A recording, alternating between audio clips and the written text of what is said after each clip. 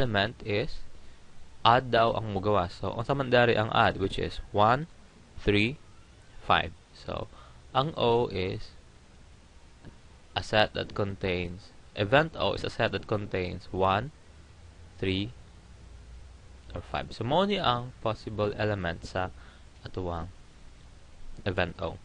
1, 3, or 5. Letter B, determine E, the event that the outcome is an even number on the top face. So, even daw ang, so E is even, and it contains the element 2, 4, and hamdiri pang event, which is 6.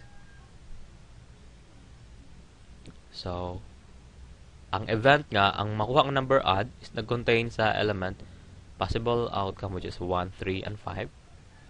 Then, kung even, 2, 4, and 6. So, an event is subset lang siya sa S. Kaya nakita na ito, ang elements niya is napod sa S. Ang S ang pinakadako. Determine C, the event that the outcome is divisible by 3. So, kaya daw C daw is, set C is the event that the outcome is divisible by 3. So, asa man din divisible by 3, which is 3 and 6. So, itong makita ka, tanan nga event A, event B, event C, puro sila more than 1 ang ilahang number of elements. But, dili po din ana kasagaran ang tanang event. Pwede po niya, what is the event that the number is, that the outcome is 7? Tungay nga na ang determined event event F na ang outcome kay 7. Dayon, kabalo man ta nga dili mo gawas ng number 7, so kana nga event F will have the wala siya F is equal to an empty set or null set, or F is equal to this symbol empty set. F, ang kaning F, event pi siya nga ang outcome is 7, which is wala may 7 nga possible outcome kay ang number nga pwede mo gawa sa die is 1, 2, 3, 4, 5, 6. Tama naman sa 6. Okay, but in this case, kasagahan mo ni ang kuan. I hope nakabalo po nga pwede po siya empty ang ato ang set, which means wala, imposible na siya mo gawas, imposible mahitabo. Or pwede po ang event ay ang result is tanan or kaning tanang S mo gawas. Or for example, what is, or determine the event that the outcome is a number. So, a number, di tanan niya 1, 2, 3, 4, 5, 6. More or less, kanina sa itong discuss. Letter D. Determine the events O and I. Are events O and E mutually exclusive? Events O and E mutually exclusive? What's the meaning ng mutually exclusive? O, event O, and event E. So, itong lantawan ng ilang elements. 1, 3, 5 ang event O. Ang E is 2, 4, 6. Ang mutually exclusive is kung ang kaning duha ka set walay intersection or walay common nga element. Okay? So, 1, 3, 5, 2, 4, 6. So, wala sila common. So, ang tawag nila is mutually exclusive. Ang kaning kuan,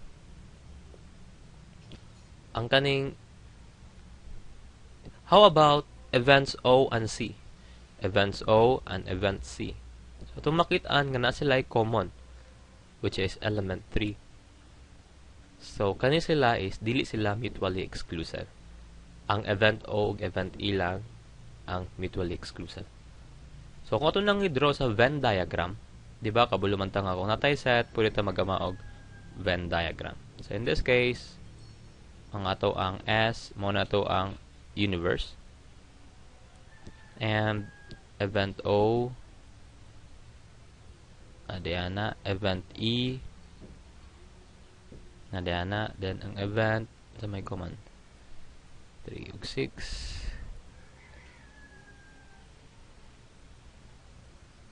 Marag na nga na pa isa. Ang event O, 1, 3 ug 5. Mara gamay naman kayo. Di na lang natin na siya appeal. Ito na lang siya i-cut sa video. I think okay na siya. Ito na siya i-cut sa video, so therefore ito na siya deleton. So that's it. Ang event O ug event E mutually exclusive kay walay common sa ilahang element. Walay common. Ang event C kay ug event O kay dili sila mutually exclusive kay na sila common nga element, which is in this case 3. Also gihapon ang event E ug event C dili sila mutually exclusive kay na may number 6 common sila, or element 6. Possible outcome which is 6 common silang duha. So now let's go on to example 5. Consider an experiment of tossing 2 coins. Determine the following. A. The event that at least one head will occur. So, kung mag-toss ta og coin, kabalo naman ta diba sa sample space nga possible ato naman yung gitry ganina. Asa galit to? May review.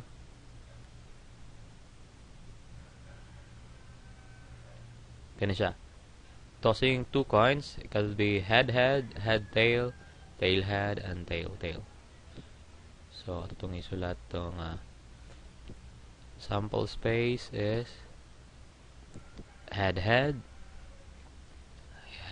tail, tail head, tail tail.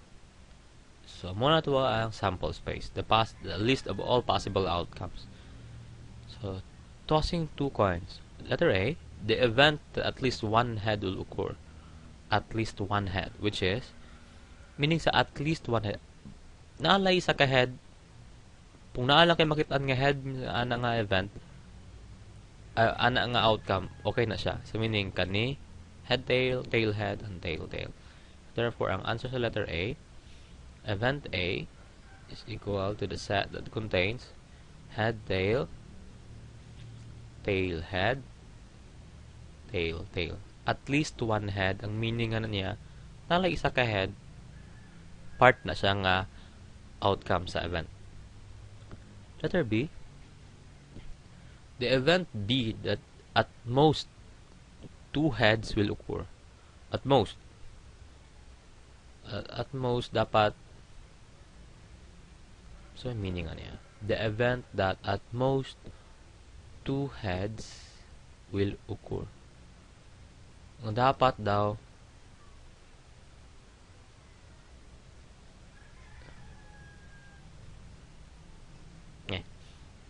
libog siya. Maglisod do explain na ni. Ato lang ba ng problem. The event that at least lang. At least. Ay lang at most. Kay medyo libog na siya nga kuan. Lisod magud ang English. Maglisod og sabot. That at least 2 heads will occur. Meaning 2 heads. So, ang mabilong ana niya is at least 2 heads.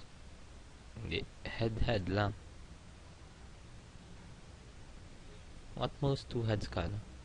Tanan man siguro, mamemberan. Pero sige lang. At least na lang para well libog. Letter C. Are events A and B mutually exclusive? So, A and B mutually exclusive ba sila? Answer kay no. Yes ang answer kay wala sila element na common.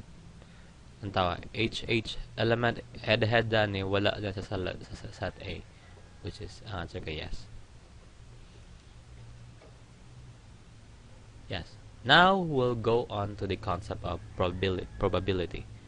I hope na nasabtan na nato what is a statistical experiment. Experiment na siya nga ang outcome kay kabulta kung unsa ang possible outcome, pero dili ta ka-sure kung dili ta certain kung unsa gud ang mogawa sa experiment.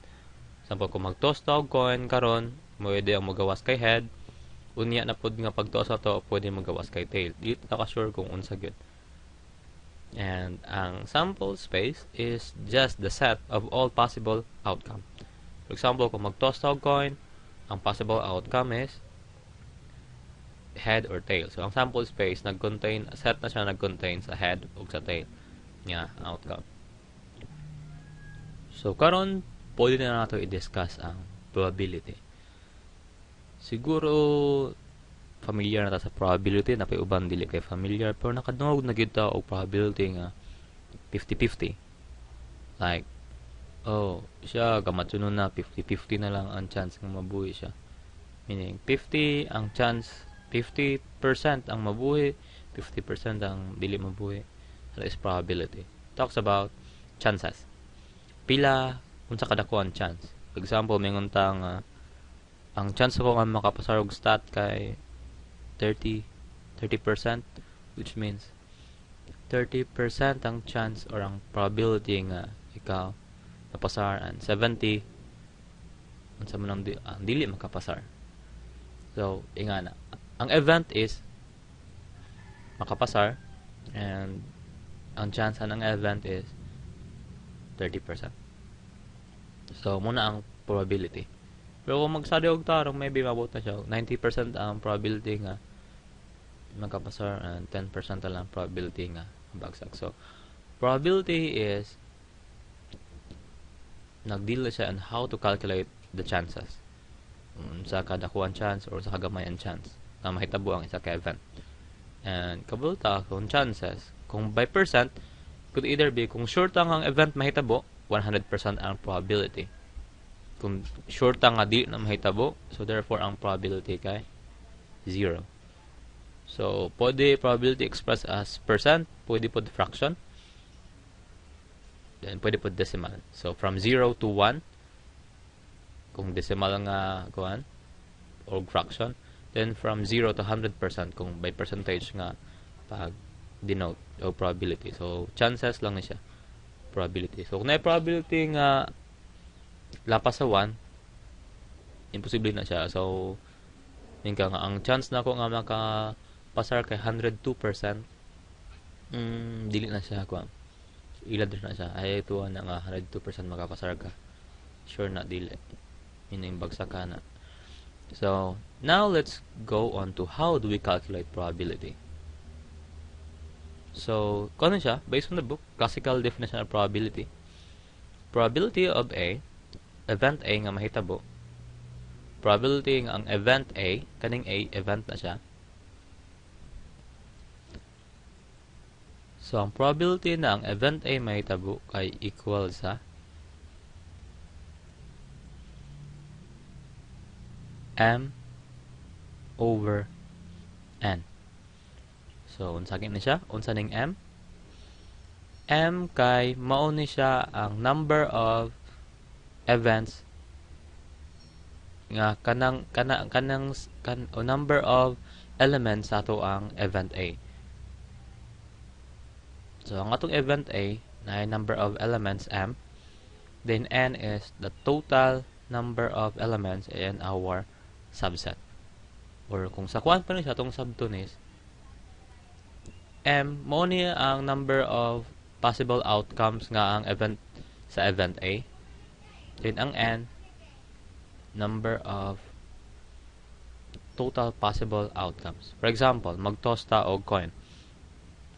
Ang atong event is A is equal to the event that head appears. So head ang mugawas. So unsa man ang ato ang M? M is, so unsa gali ang set A dane? Kung sunod set notation na siya, A kay H ang element. Unsa to ang total or S? Unsa ang posible nga outcome? Tanan nga outcome could either be head or it could either be tail. So ang M is kung pila ka buok element ang naa sa tuang event, which is 1. Ang tail